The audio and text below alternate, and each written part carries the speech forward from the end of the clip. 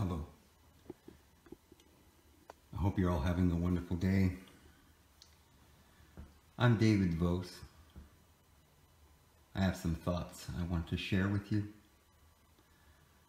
The world is so complex, and yet it is so simple.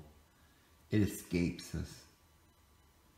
We have spent, I guess, thousands of years trying to understand things that cannot be understood or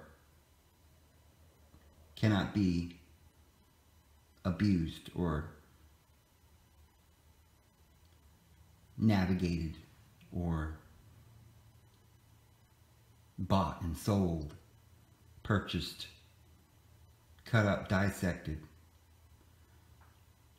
What is gravity? It must be something. It must be something that we can examine. We'll make a formula. We'll explain it. We'll have a patent.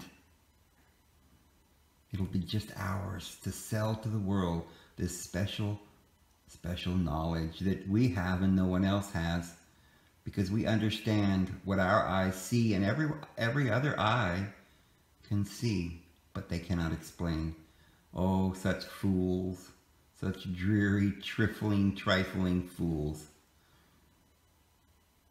I took a jar and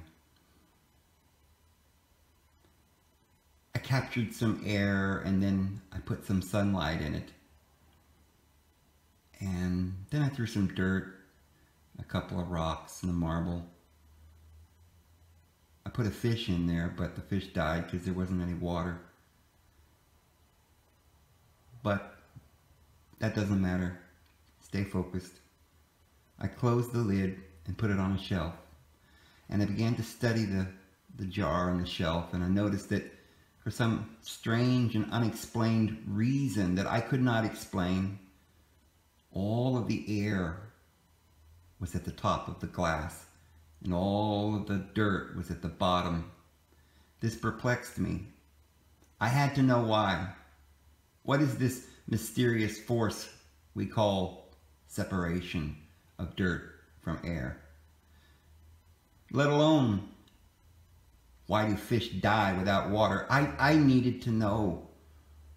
So I spent years of observation, and I would wake up every morning and go into the living room and look at my jar on the shelf, and sure enough, every morning the dirt was still on the bottom and the air was on the top. So I decided to try an experiment, and I turned the jar over and I went to bed with such glee and excitement I could hardly stand it, because I needed to know, did this experiment work when the jar was facing north?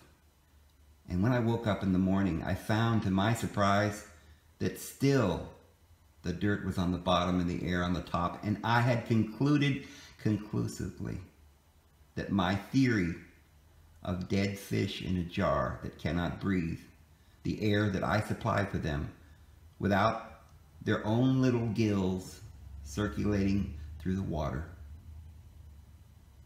made no sense.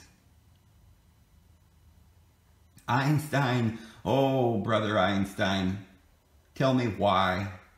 We worship thee, for you know all things. And what are those lights in the sky? Oh, twinkle, twinkle, little star.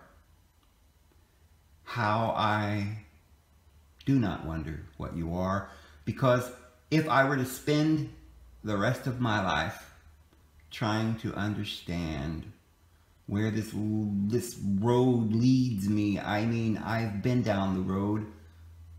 We walked for miles.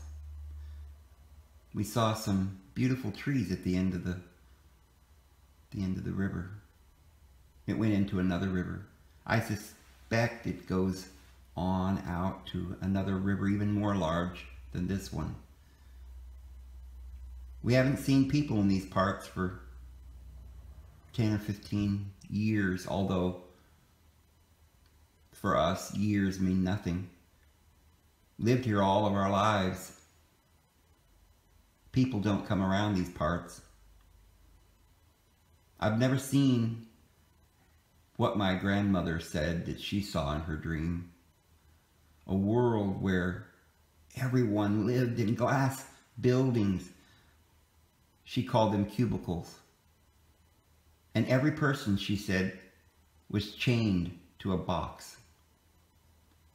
And the box had funny, crazy, nightmarish monsters screaming at them, demanding that they go to another little store down the street and check their blood pressure every day, because that somehow was a sign that they could die.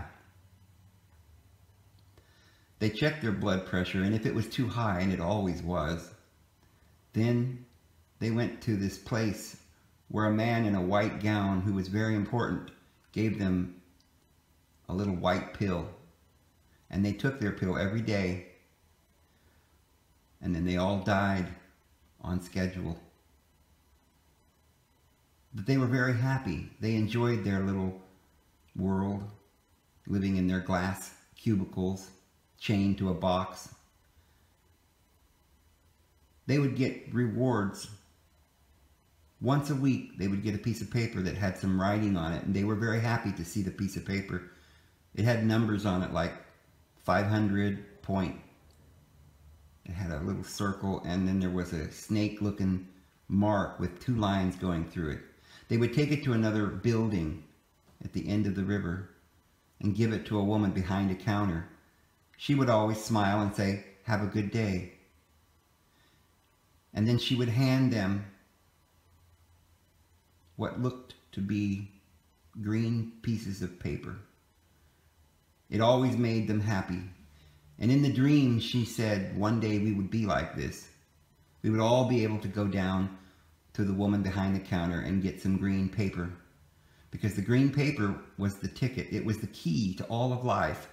With that green paper, you could go to a large building on the other side of the mountain with something that they called a wall.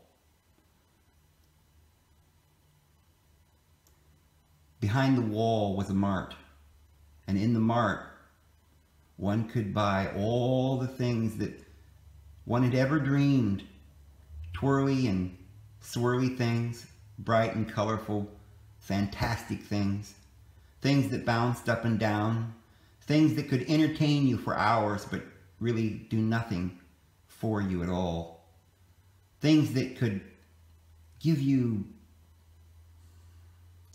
sudden fear, and then, as though it was nothing, give you great joy. Things that would give you so much pleasure you never want to stop. But then my grandmother stopped there, and she looked at me, and she said, "Beware, this dream is a prophecy and a warning. This great confusion is coming upon the world. It is the worst thing that will ever happen to man. And when it comes, there will be no way out. And all of the people of the world will be dead, but walking.